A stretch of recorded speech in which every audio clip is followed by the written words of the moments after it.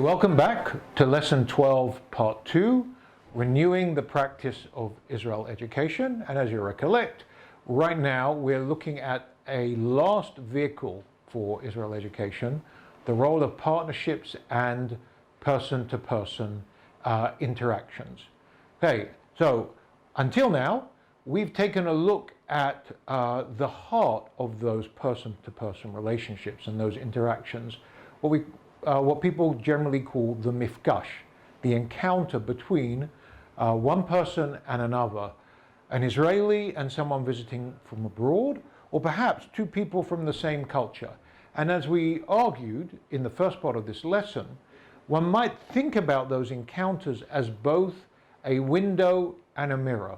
They provide an opportunity to understand the other, and they also provide an opportunity to understand oneself. And in many ways, it's those two purposes and the interaction between those two purposes that really explains the power of these experiences. Why it is that when we spend so much time, or when we have an opportunity to spend time with others who are different from us, we really do begin to understand their world, and we begin to understand ourselves that much more.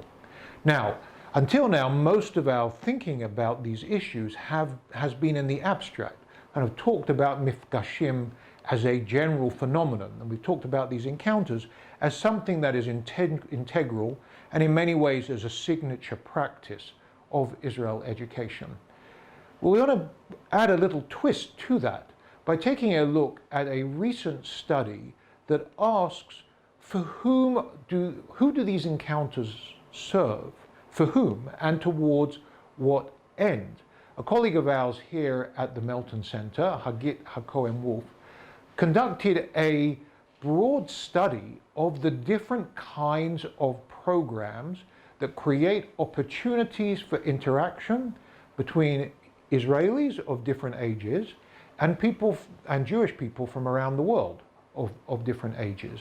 And she began to analyze different features of those encounters.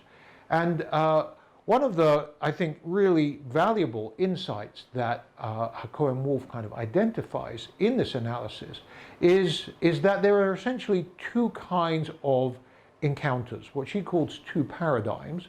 One she calls a classic Zionist paradigm, and one she calls a Jewish peoplehood paradigm. What's the classic Zionist paradigm? The classic Zionist paradigm basically argues is that by creating these encounters between people from outside Israel with those inside Israel, those outside Israel will come to appreciate the primary significance of Israel in Jewish life today.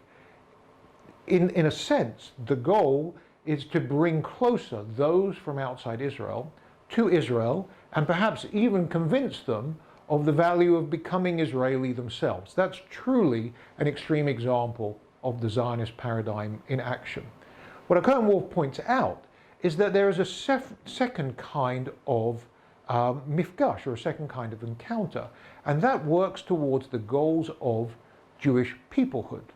But by which she means, this isn't so much about bringing people from outside Israel closer to Israel, or closer to an appreciation of Israel's fundamental significance. It is about connecting Jews with others. And these encounters are as of much value to people in Israel as they are to people around the world. And in many ways, they are of value to people from around the world, or Jewish people from around the world, with one another. Israel is just one piece of those relationships. So for Hakohen-Wolf, the encounter is, and you can see how this plays out, the encounter isn't just about learning or becoming familiar with the other from outside Israel with Israel, but it is very much about understanding oneself, beginning to appreciate oneself as a member of a larger collective, that collective being the Jewish people. So I'm going to ask you to take a look at that and see to what extent Hakohen-Wolf's paradigms help make sense of your own experiences of mifgashim and of encounters, and we'll tell you more about that in the later parts of this lesson. Thank you. Bye.